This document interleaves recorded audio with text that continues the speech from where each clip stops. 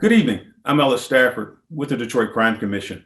I want to thank you for watching our second annual Sound the Siren event, our anti-human trafficking initiative. I want to thank our sponsors and all our supporters, to include George and Joella Nyman. Thank you again.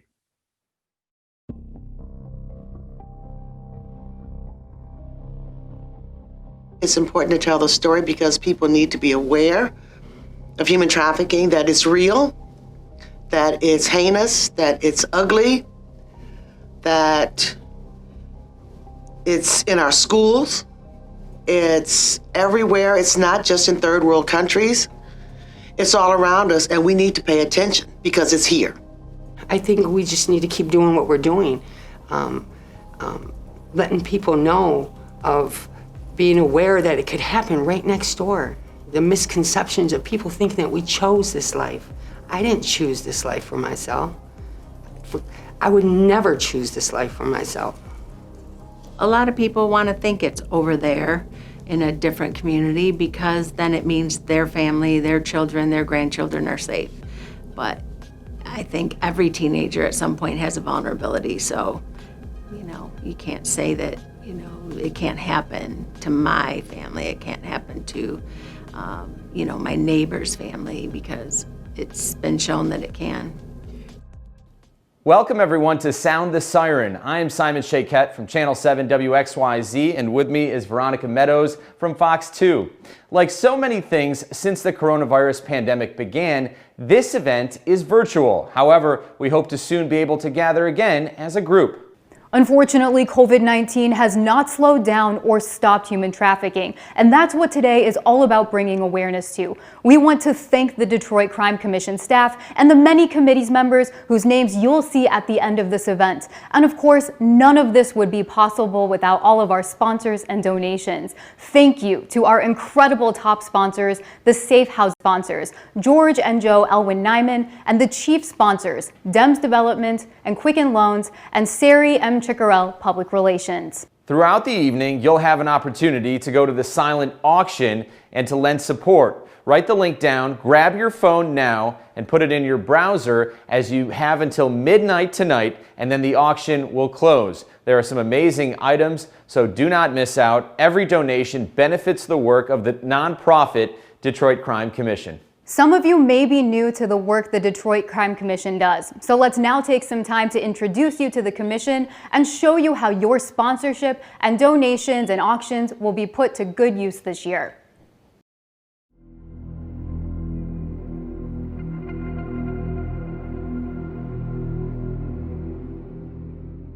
The Detroit Crime Commission started in 2011, 2012, and it was really born out of a need to fill some gaps. And a group of local businessmen came together and saw those gaps and wanted to help. They wanted to bridge the gap between law enforcement and the community.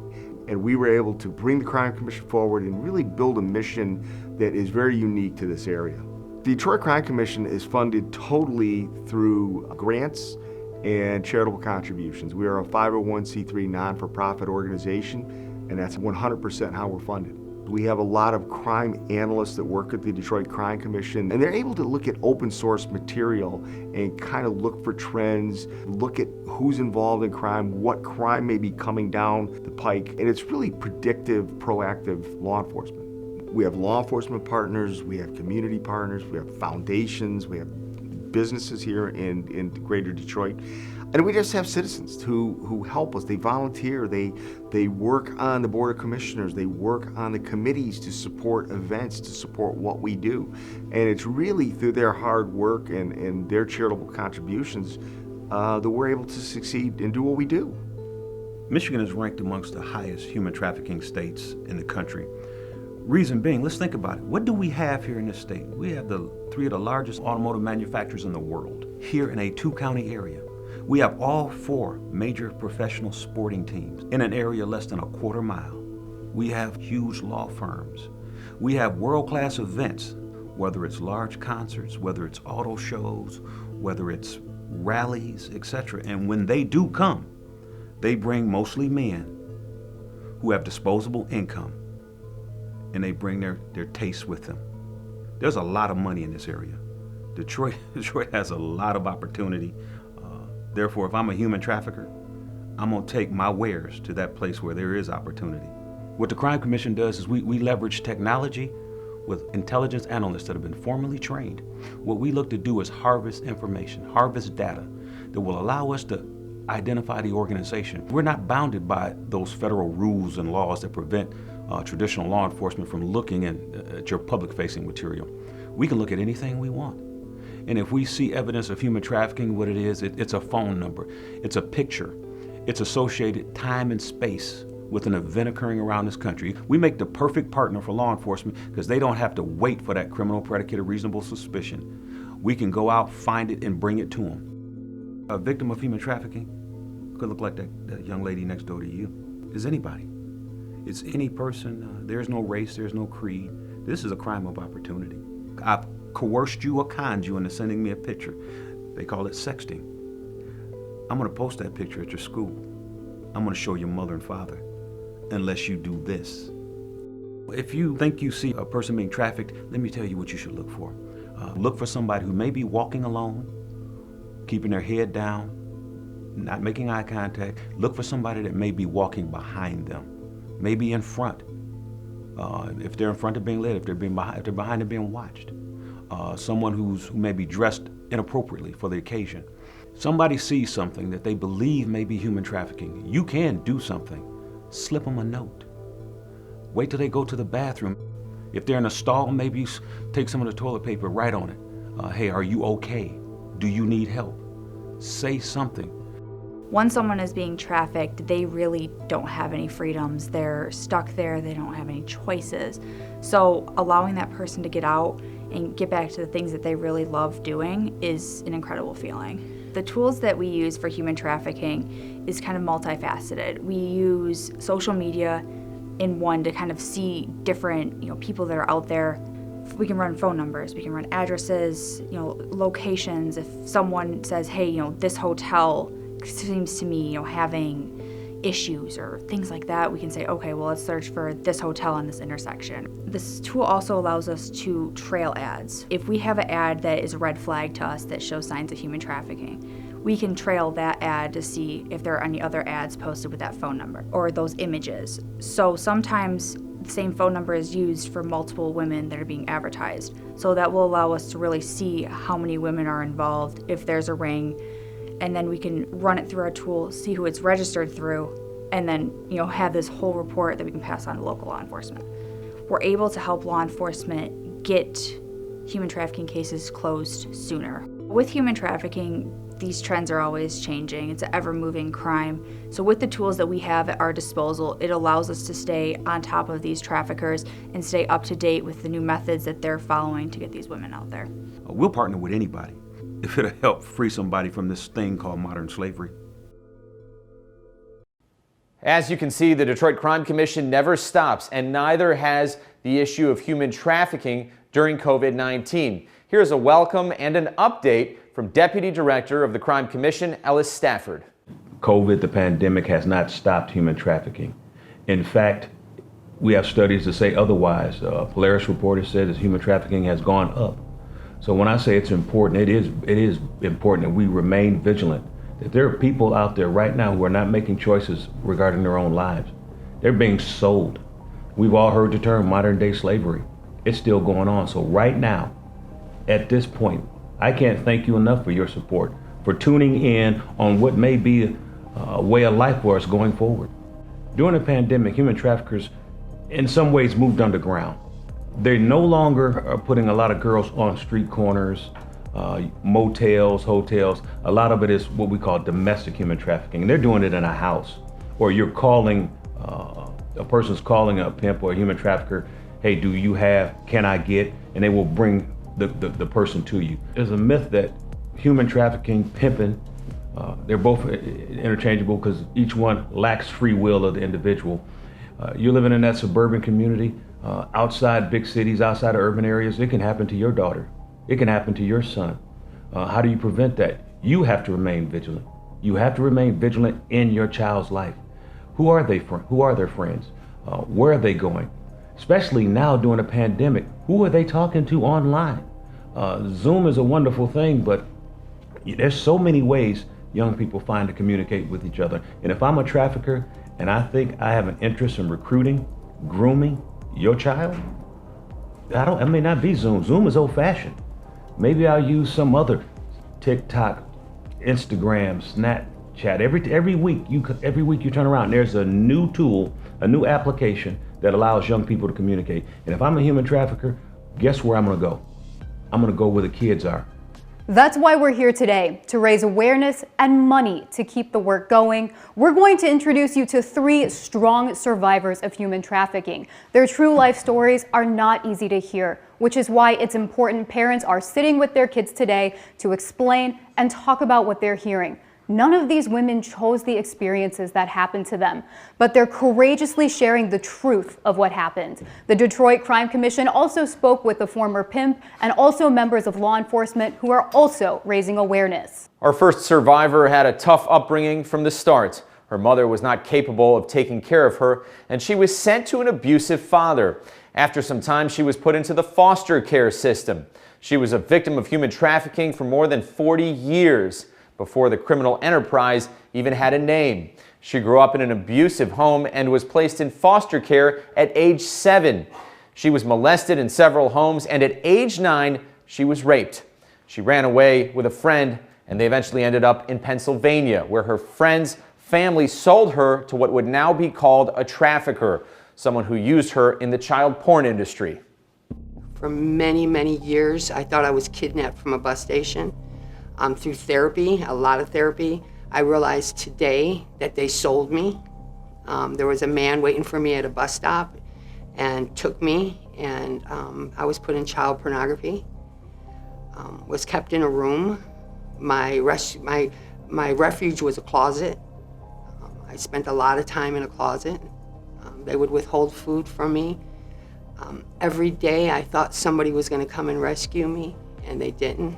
The things that men did to me, when I look back at my child self, I don't know how I survived it. I remember being in a closet, finding a pin and poking my finger and drawing people on the wall with my blood. And I would talk to those people for days and days. I would talk to them all the time. It was like it kept me from going insane. By the age 12, I was sold off to my second trafficker, which was more of a family setting. There was 9 of us all together. My oldest wife-in-law, which we called each other, she was more of my trafficker. The man that bought me, I hardly ever seen him.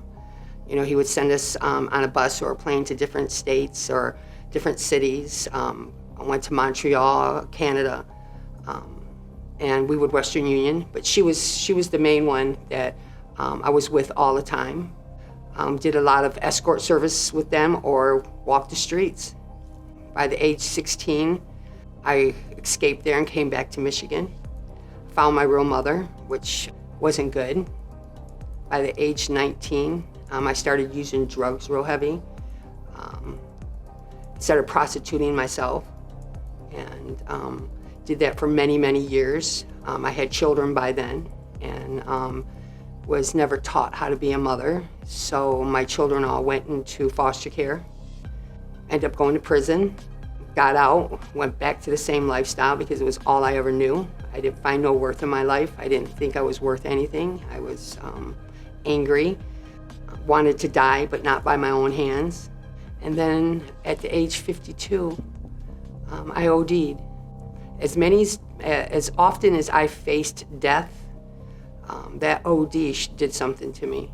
And I got clean and was living with my oldest daughter. My other children didn't want anything to do with me. They didn't believe me.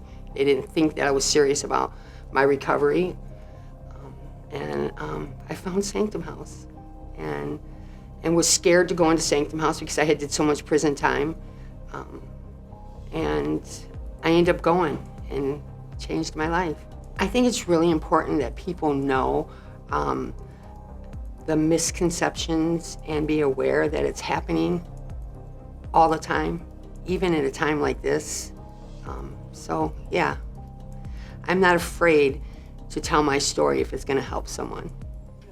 Today is all about raising awareness and helping. Human trafficking denies freedom to an estimated 20 million people around the world. Traffickers use violence, threats, deception, debt bondage, and other tactics to force victims to engage in commercial sex or to provide labor or other services against their will. According to Polaris, a leading data-driven social justice nonprofit organization, sex trafficking stats show drugs were used to control a record 2,238 potential U.S. victims of human trafficking. Traffickers create a vicious cycle of dependency in their victims by supplying opioids along with other drugs and serving as the illicit resource to prolong these situations. Addiction is a powerful tool to control, coerce, or exploit these people. Our next survivor shares her troubling story about drug addiction that led her down the wrong path.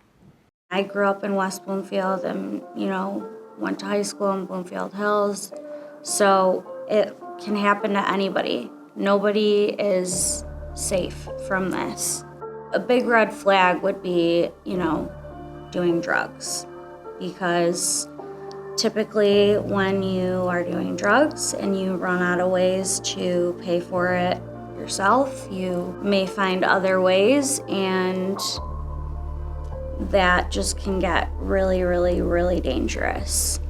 I know it sounds like really silly, but don't get in a car with strangers. Just don't do it, because you never know what's gonna happen, ever. I was in a treatment center for, my addiction. It was like a cold turkey kind of detox. So after the first day, I wanted to leave. A girl and I kind of met and kind of latched onto each other. And we were actually outside of the treatment center, and her drug dealer walked by. She asked if he would, pick us up if we left, so he did. They got into an argument, so he ended up just dropping us off at a bus station. A van with two guys pulled over. They asked if we needed a ride anywhere. Said, it's cold out. We got in, and then they kind of just knew all of the right questions to ask, I guess. I was very naive. I hadn't, had any real challenge, I guess, yet. I just was giving them everything they needed to hear. Oh, we just left a treatment center. We have nowhere to go. And they were like, oh, well, we can get you guys a job. And they said that we were gonna be working for a massage parlor. And I said, there's no way, I don't do that. They insisted that it was all legit. There's nothing like that going on there. They need people at the front desk. They took us to get drugs, and they got a lot of it for us. And then they took us to a motel and got us very intoxicated. I don't even really remember a lot of that night. I just know that out of nowhere, there were men at the door, and the whole, I guess, mood had changed, telling us that we were gonna sleep with them, and all the money, we had to give it to them. There was, one of them would sit in the bathroom, and then the other one would sit outside and just, wait for it to finish so that there was, nowhere to go. They took the phones out of the rooms, so we couldn't call anybody. They had switched to a different location or room, and they left the phone in there. So I called my mom very quickly, and I said, be at, this location at this time, and just sit in your car and wait. And when I saw her, I just booked it.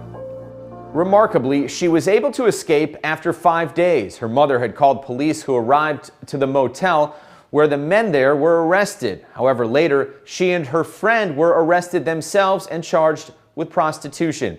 She served jail time and even spent time on probation. Today, we must look closely at these cases and work with the police to prevent trafficking. Another story is also personal and powerful.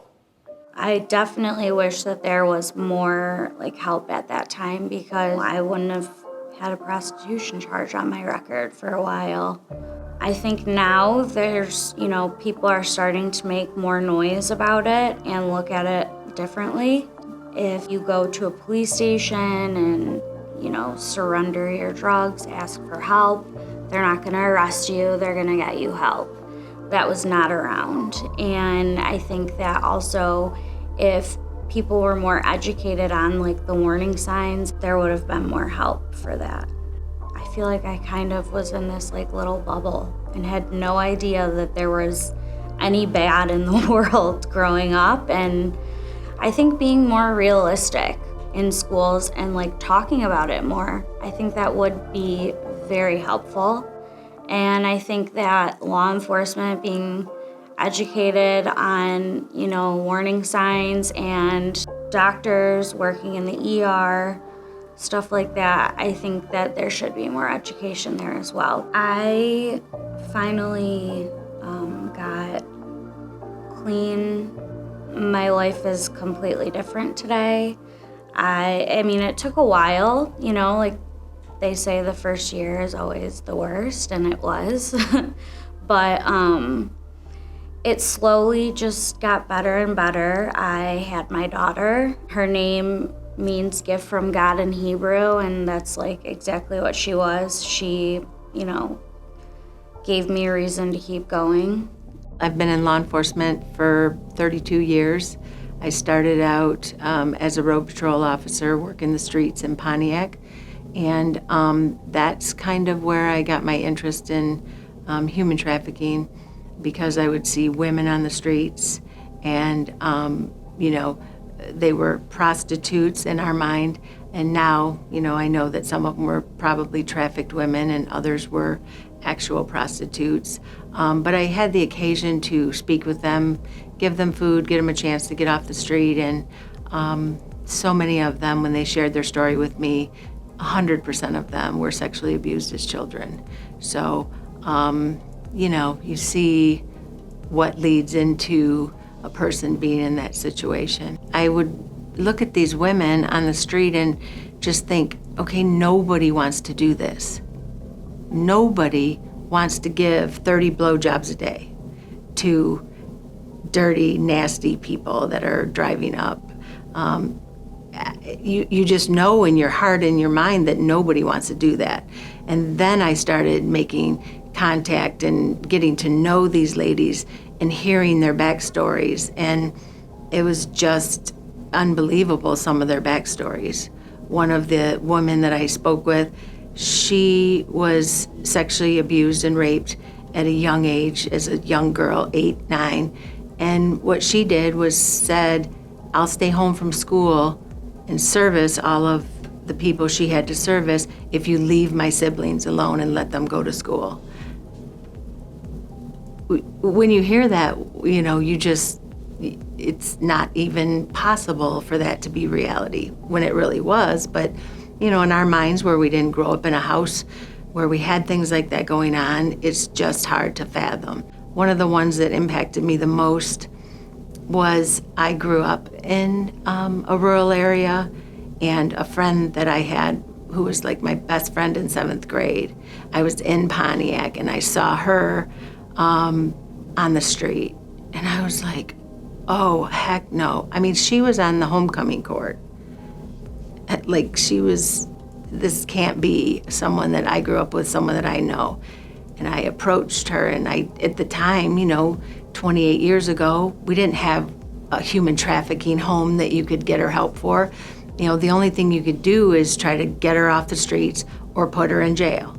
And I said, I can't leave you here. I said, I don't know how to help you, but I can't let you be out here doing this. A lot of times, guys that I have known and seen that deal with girls in that fashion on the streets, girls are really working hard, walking up and down the street, trying to, catch somebody riding down the street, to jump in the car with them, to turn a date, to turn a trick, what they call it, and to try to get a few dollars. And they do this continuously until they got a certain amount of money, or till they got enough money to bring back to the guy, whoever has them out there doing it.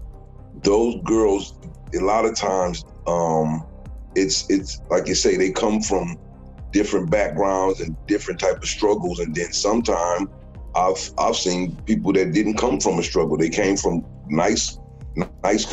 come from the suburbs. But a lot of times these young ladies they're coerced. That particular person take advantage of that and turn them on to a drug that he know that they're going to need, that he know that it's going to be hard for them to get off of. And once they really get into using it, they're going to continually want more of. And then that's how they manipulate the young lady. I remembered being at the carnival, and this preacher guy says to us, he says, okay, you kids can enjoy the carnival, but first you have to listen to what we have to say. I'm thinking, we're 7 years old, we don't want to hear what you have to say, and your friends, we want to play, right? And so he started to talk about this man named Jesus. I'm like, what's going on here? And we listened, because we had to. But there was something about the way he talked about this man. I'd never heard anyone spoken about the way he spoke about this Jesus.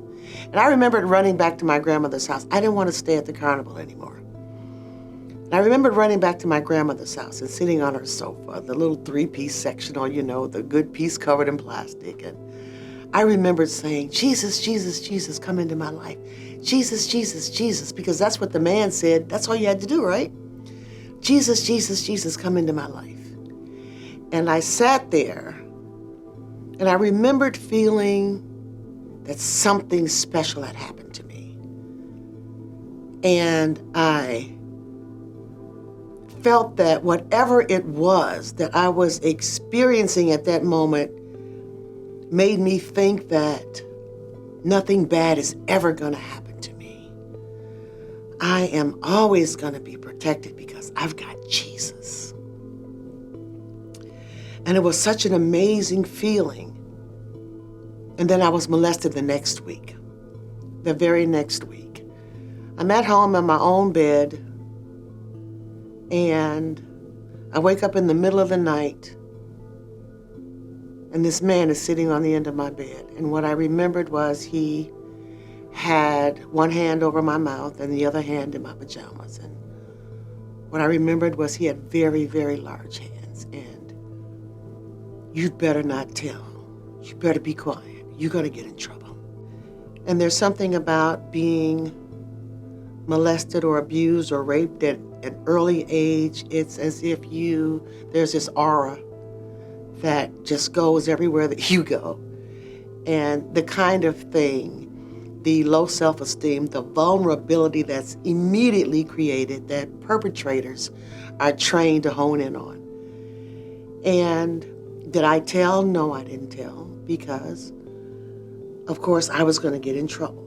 He told me I was going to get in trouble. And obviously it had to be something I did. It had to be my fault, because if it wasn't my fault, then Jesus wouldn't have let it happen to me.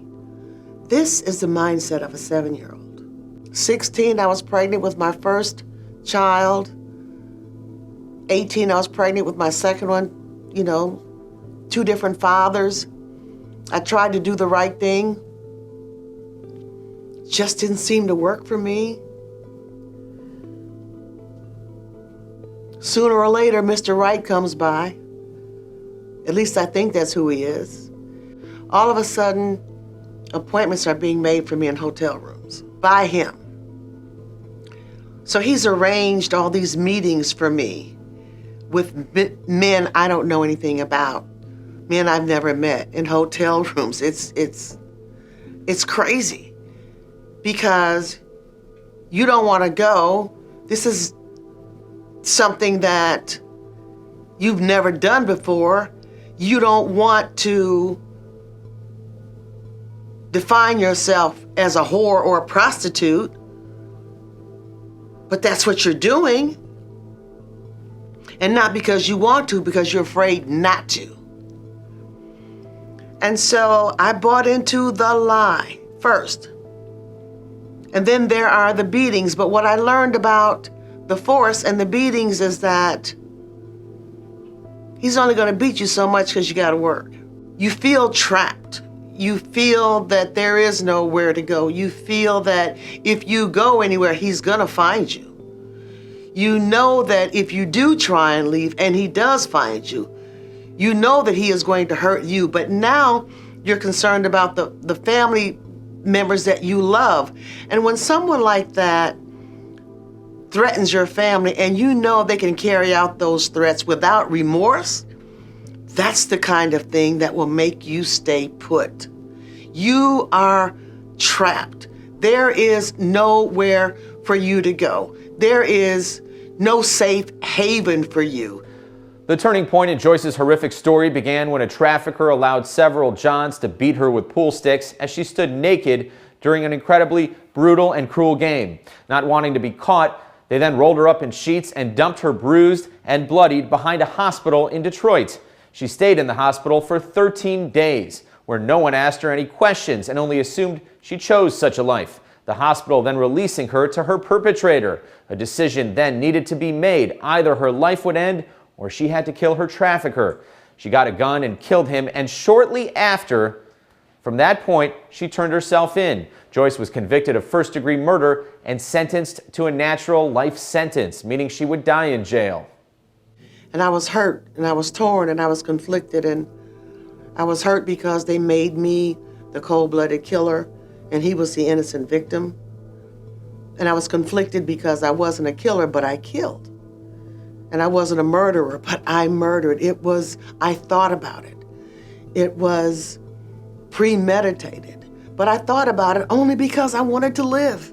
I went to church on Sundays because even though you felt like there was no hope, and on paper it said there's no hope because you'll never get out of here, something inside says that, you know, you can't give up now, because if you do, you might as well just lay down here and die, or do what you've seen other women here do. Just put a rope around your neck and just jump over the balcony. I couldn't do it because I had children. But at the same time, I was so tired. And then one day, the little church prison ministry came to the prison, and I remembered this little old black lady. She was about 85 years old. And you know, at 85 years old and black, she figured, look, I've lived long enough to say whatever I want to say, without a filter. And that's exactly what she did. And I remember she called me over, and in my good girl voice, I said, yes, ma'am. And she said, baby, how much time are you doing? I said, I'm doing natural life. This woman looked at me and she said, as long as there's breath in your body, there's hope. And she said, your hope is in Jesus. Again, here's Jesus. But it wasn't what she said, it was the way she said it, with conviction and authority. And right after that, all kinds of things opened up. Information I'd been trying to get for 6 years just showed up. An amazing attorney. I'd won 5 appeals. All of them were overturned by the Michigan Supreme Court. The judge who had denied all my appeals all of a sudden was no longer on the bench. The first woman ever in the history of the circuit became judge.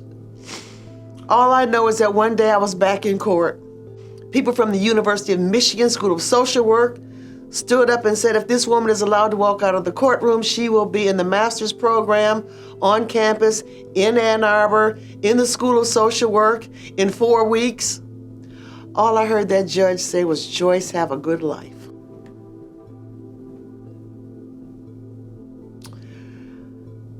I walked out of that courtroom after 17 years, 120 days. No shackles, no handcuffs, no belly chains, no leg irons, no parole, no halfway, none of those things. And that's where my life began. That's where my life started. Once Joyce left prison, she continued to get her education. She even got her master's degree from the University of Michigan. She's now a clinical social worker and therapist. We can tell you incredibly, our other survivors are also doing amazing today as well.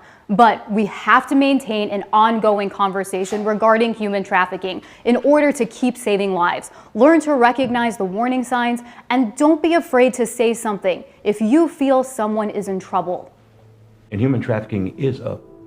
And I believe it's up because people are staying at home. People don't have the ability to get out and connect and do other things. So idle hands are the devil's workshop. So is the mind. So I'm sitting at home. I've been here. I have some pleasures that haven't been met. So I'm gonna call. I'm gonna make that call. Oh, I don't even have to call. I can do it online now from the privacy of my own home.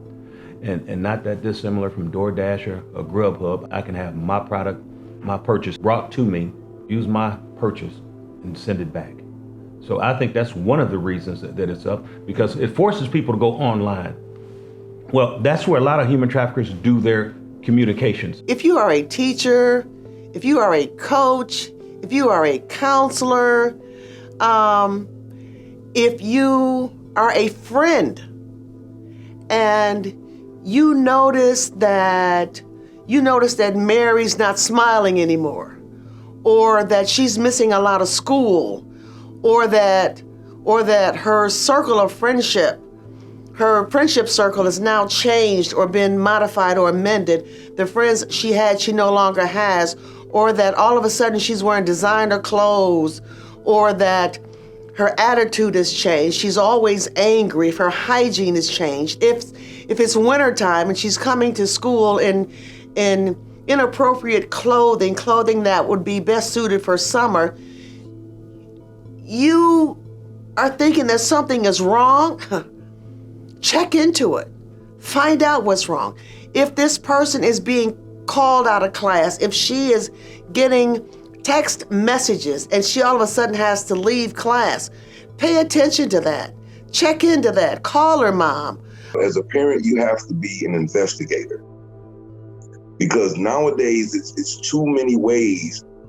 Your child doesn't even have to leave home to be, to get caught up into something. They can find it right on their phone, right on their tablet. And by the time they leave their home, they've already been told everything to convince them that to go wherever they're going, and they may not be coming back. The children, I would tell them, once again, like I tell the parents, young ladies, don't be naive, because one decision you make can get yourself in a bad situation and get you hurt. Just one bad situation, one bad introduction to a person that seems to be good but is bad, one bad introduction can take you down a road and a lifestyle that can change your life. What I would say to parents is protect your children and don't be afraid to be the bad guy sometimes, If they're going somewhere, meeting someone, know who it is, know where they're going. If they're going to another friend's house, make sure there's going to be adult supervision there, because kids will tell their parents they're going to their friend's house and then they end up going to a party somewhere else. Their social media accounts, try to keep on top of them. I know it's difficult. So many new apps come out, but there's things you can use on their phones to help protect them and have an open conversation with them. We would like to thank you all for being here with us this evening. Your donations will directly support the Detroit Crime Commission's Anti-Human Trafficking Initiative. Thank you also for your time and attention as we spread awareness on this important issue so close to home. With the unprecedented times that we are living in, hopefully you're now faced with the reality that this could happen to someone you love. This is one of the main reasons that I myself got involved with the DCC's initiative. I had learned the following fact at one of their events about 3 years ago. The most pervasive myth about human trafficking is that it often involves kidnapping or physically forcing someone into a situation, when in reality, most traffickers use psychological means such as tricking, defrauding, manipulating, or threatening their victims into providing commercial sex or exploitative labor. When I learned this shocking statistic, I couldn't stop but think, this could happen to my kids. I thought about their friends and their families and how no one should have to deal with the pain and hurt associated with human trafficking. Around that same time, after reading the book, The Slave Across the Street, and realizing that this was happening in my community, I decided to take action. I started with educating the community. I knew that there had to be many others out there, like myself, that had no idea what was going on in our very own neighborhood. As you may already know, January is Human Trafficking Awareness Month and has received a lot of attention during this time. However, the DCC works every day, all year long, to combat human trafficking by tracking down their rings and the organizations that are involved and breaking them up. Did you know that last year alone, calls into the human trafficking hotline were up almost 20%? Now, you might be asking yourself, what can I do to help stop this horrible problem in our community? Well, there are actually some simple things that each of you can do to help. You can learn the warning signs and look for them around your community. You can talk about human trafficking with your children. If you see anything that doesn't seem right, then say something. You can join the Sound the Siren Committee by becoming a volunteer. You can also write to your local, state, and federal elected officials to ask them what they are doing about combating human trafficking. Another easy way that you can do your part is to remain vigilant and attend events that support anti-human trafficking initiatives, such as our next Sound the Siren event, which will be held virtually on February 28th at 11 a.m. The Zoom crew and the DCC will be bringing you a wellness event aimed to help calm our minds and nourish our bodies with yoga and meditation. We hope you can join us. Remember, just because COVID stopped everything doesn't mean it stopped human trafficking. Human trafficking is real.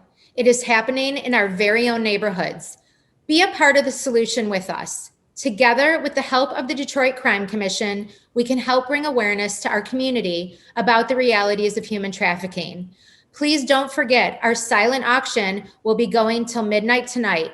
We have wonderful gifts on there. Good luck. In a moment, you will see a list of committee members and sponsors who, without their involvement, this event would not be possible. Thank you again for your time and attention as we focus on this pressing issue hidden in our backyards. Thank you so much for taking time to hear about the dangers of human trafficking and to support the work of the Detroit Crime Commission as we begin another year of service. We salute all those on the front lines crusading on behalf of victims. From both of us, please stay safe and good night, everyone.